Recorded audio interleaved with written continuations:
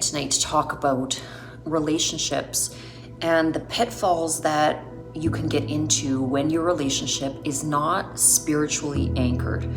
So first I want to define what I mean by spiritually anchored.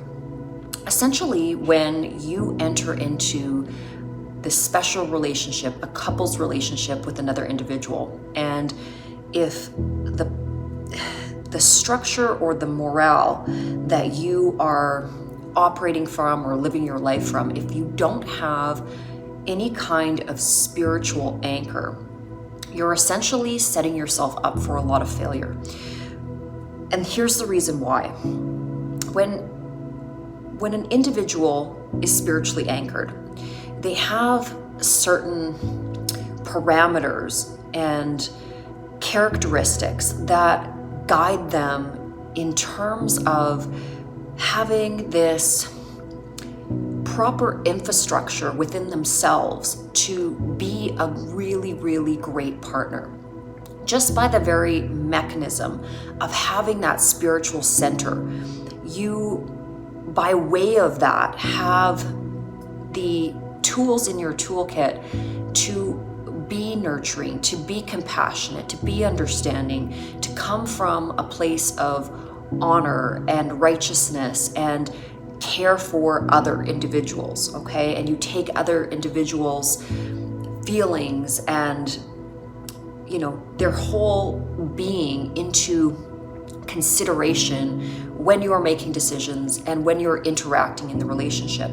Now, if you don't have a spiritual anchor, or there's not, you know, really a set of rules or guidance that is directing your life, then essentially you're kind of living from the point of, or no point at all. You're really living from chaotic energy. You don't have a real direction of where you're going. You can be led in multiple different directions. And this is why, again, it's so difficult to maintain a beautiful relationship if there is no spiritual anchor within the framework of that relationship. And I mean, it's pretty obvious why I would say that, okay? If you look at dating culture and hookup culture now, most individuals that would be going on dating sites or, you know, hooking up with multiple partners, they don't have a spiritual backdrop that is guiding them. Now, you know, maybe that's experimentation, maybe it's just the era that we're living in, and, you know, it's free love, try it, test it, whatever you want to do before you buy it. But the problem with that is that when we take the sacredness out of union, then we set ourselves up for this idea that the joining of two bodies is there, that there's nothing gravitational about it, that there's nothing monumental about it. And as soon as we deduce that very act, the act that can procreate, to something that, again, is like a handshake, it damages our soul, you know, from its very core, because again, that's the most sacred thing that you can do with another individual. And, you know, up until fairly recently, there was a lot of consequences for being physical with somebody. I mean, before the advent of birth control, essentially, if you were going to be intimate with your partner, another life was going to be produced. And so, you know, it's really only this modern invention of the birth control pill that has really changed the dynamic of union being something that, again, is very casual. But at a deep core level, it's actually really damaging to our psyche. And the way that our bodies are set up is that we are essentially meant to bond with another very, very closely after physical union in this way. And so it really sets you up for a lot of suffering and a lot of pain if you are interacting with others at this physical level with no emotional connection. And without the depth of understanding of what truly happens on a biochemical level, on a mental level, on an emotional level, and on a spiritual level, when you have allowed another individual to enter into your sacred space in this way. And this is why I say that, without this spiritual grounding, it's very difficult for couples to keep that equilibrium.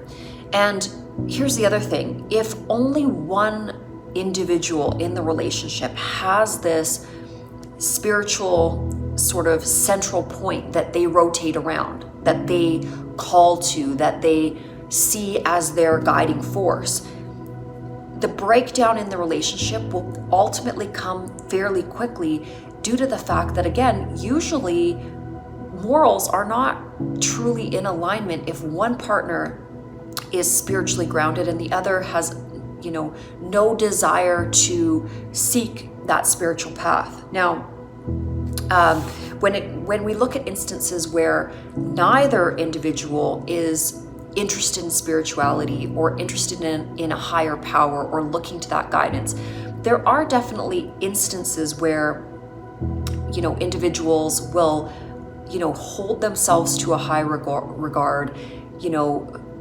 make the assumption that they are of good character and that they are doing the things they're doing. If we look at a purely atheist outlook, the atheist, that would be the individual that would hold themselves to, in a high regard. It's definitely a possibility, but here's the thing about that, is that because they really don't believe that there's any extension of this lifetime or any higher power that is in charge of things. And when I say in charge, that's a really kind of weird, dialogue, but I don't mean in charge like overseeing or being overbearing, but more so a creative force, a loving creative force behind everything that you want to live up to. And for me, this is the spiritual path that I seek and that I'm on. It's not about being obedient because I'm in fear or being, trying to fit into a confusing set of rules because some higher power has dictated them, in terms of spirituality. It's more about seeing the unconditional loving energy that creation and our creator is, and wanting to hold myself to a high standard because I know that it is in alignment with this beautiful, awe-inspiring, immensely magnificent force that has allowed all that is to outmanifest and to exist. And when you really sit down and meditate on how incredibly beautiful this planet, the solar system, the universe is, and just the absolute precision that it is created with and in, and the cyclical nature and how everything just flows together and works so seamlessly, you cannot help but be blown away by all of it. And so again, when you're utilizing this spiritual sight and you start to see yourself as a piece of it, a component of it, and your deepest core desire is to join with that magnificence, then it is your honor to follow that path. It is your joy to try to elevate yourself in each and every moment, to walk in step with that type of energy. So again, it's a pride, it's an honor. And so back to creating the most beautiful expression of a divine relationship, it is absolutely essential that both parties in the relationship have a deep yearning for those things which are divine, that path which is spiritual, because it's through this seeking and this devotion that we actually get to experience this incredible level of divine love. The ability to experience it is far beyond anything that you can imagine in a normal relationship. Because of course, a normal relationship, we think of it as, two bodies. We can definitely experience it on the physical plane. We can have emotional experiences, intellectual experiences. But until we have had a spiritual experience with our partner, that we are entering into this contract of shared unconditional love with, we'll never truly understand the epitome of what it is to be in union. Because truly it is through the Spirit, through joining the Spirit with another and having that undeniable bond, that we reach the highest pinnacle of what it means to be in union on planet Earth.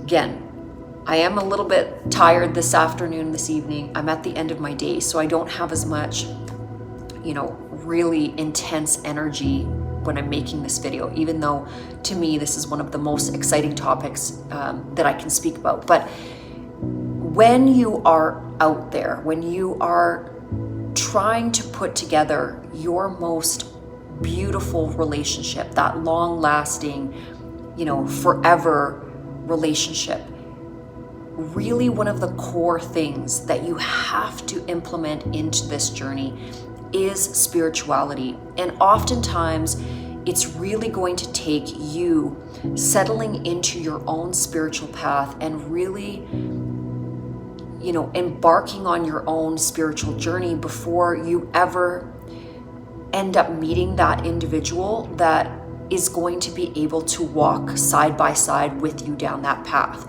You can't really expect to manifest, this holy, divine relationship if you are not yet in relationship with God. If you have not made that or made those diligent steps to kind of reroute your own course towards Spirit, towards that kind of core purpose that you are meant to live by.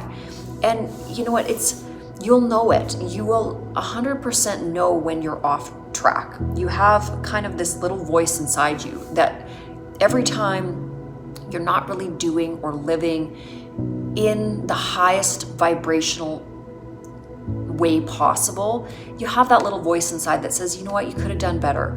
Or especially if you are residing in some of those lower vibrational tendencies or habits, if you are being deceitful, if you are not being truthful to your partner, or even if you are single and you're kind of playing the field, but you're playing people and you're not really showing up for people that are giving you their time in a really genuine, authentic way, you're going to know at your core that that's really not the best version of yourself, and you won't feel good about yourself. I mean, you can definitely manipulate others. You can definitely go through multiple relationships, utilize people for material things or, for the physical things, whatever it is. That's an option that's definitely open to anybody. But at the end of the day, you're always the one that has to check in with your own, moral barometer. And if you're living a shitty life, if you're being, this lackluster person, you're going to know that. You might be able to fool everybody else. You might be able to fool, even your family or whatever, but you're not going to be able to fool yourself. At the end of the day, you know how you are showing up for the world. And so again, if you're feeling that emptiness or you're feeling that, something is missing, the first thing you need to do is, do a full turnaround, look yourself in the mirror and say, how can I improve on who and what I am, and how can I walk that divine path? And if it's something that you haven't really ever looked into, then it can be a bit of a journey, because you're kind of starting from the beginning in terms of spirituality. But I can with 100% certainty, it is most definitely a worthwhile path. I know even for myself, I didn't grow up in a spiritual family or, a family where church was a big thing. I also had a lot of scientists in my family who would probably claim to be atheist, that really, as a young child, basically told me that, when you're gone, your body decomposes and there's nothing left of you. And, so from the standpoint of, even though I had some really dynamic personal experiences with a higher power and with the non-physical realm, it wasn't something that was, shown to me in a really huge way when I was growing up. So I went through a lot of my life from a very three-dimensional or 3D perspective, not having a lot of guidance in terms of spirituality. And then again, also going through being exposed to the church and being exposed to different religions through friend groups or through spouses. And then also, again, finding that because I had not been raised a certain religion, a lot of sarcasm, a lot of sometimes not the most positive messages, because I didn't understand the traditions, I didn't understand the rituals, right?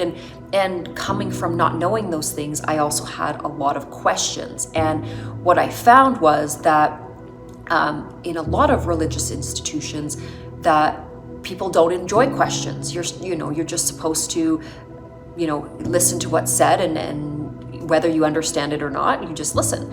And so again, I'm coming from my own personal experience, and what I've realized and what I've learned in the latter part of my journey, or hopefully it's not the later part of my journey, but essentially this kind of middle of the road that I'm on, where I do have this amazing relationship with spirit, and I very much feel the energy of God all of the time. I'm always doing my best to raise my vibration and do what I can to be a part of making the world a better place, but also understanding and leaning on this beautiful gift that it's not all up to me. And I think that is one of the most fundamental things that spirituality offers you, is this anchor that you're not alone. You don't have to do it all by yourself. You're not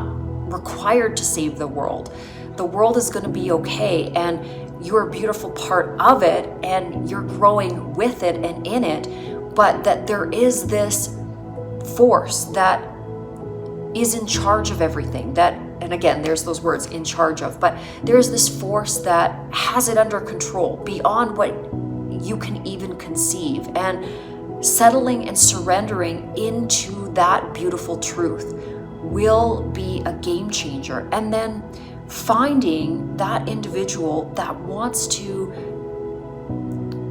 take that journey of learning and seeking with you, and wants to acclimate themselves into a righteous path. Because if that's the starting energy of where you start to build with somebody, if you have that as your foundation, then everything else you're building from there is just a beautiful love story.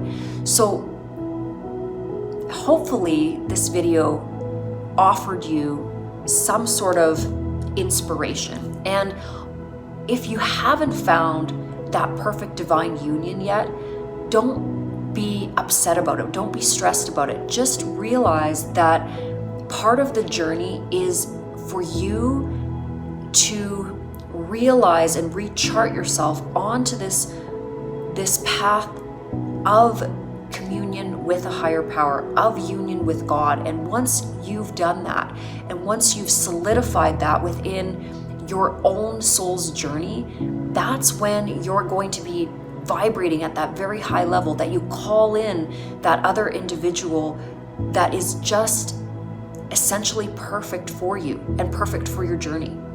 And a really cool thing about this is that because your path together is about this deep devotion to spirit. The things that normally plague a relationship or that can, make another individual feel like they're not on level ground, things like, infidelity, or having your attention on somebody else, or, not giving that time to your partner, working too much, not being compassionate, not showing up for your partner. Those things don't happen in divine union because, again, because you're on this path of seeking, your devotion to spirit is the same kind of devotion you're going to give to your partner. And because the relationship in and of itself is so transcendent to the physical, it's so rooted in spiritual matters that the physical aspects of it are certainly beautiful, and there's a communication on a physical level, on an intellectual level, on an emotional level. But because so much of it is also on that spiritual level, this is why no other individual can really touch that. Because again, it's that path you're taking together, and it's that learning through spirit. Spirit is guiding you together on this journey. So if you're looking for, that outward expression of the most beautiful relationship that you can imagine, it's going to be one that includes God, includes religion in some way. Now, okay, and it doesn't have to be religion, okay? I want to really make a caveat to that. But it needs to be spiritual. And I'm not one particularly that has to go to a church. I really often, I'm away on the weekends. I can listen to, a lot of great speakers online. I can, meditate, pray, and that's my way of joining myself with spirit, with source. And so, again, it's going to be different for every individual. Everybody's going to have their own way that they feel this calling, or where the seeking leads them. But nonetheless, I truly believe that unless you have this aspect as part of your relationship, it may be destined to eventually fall apart. So I'm going to wrap this video up, and hopefully I'll see you in the next video.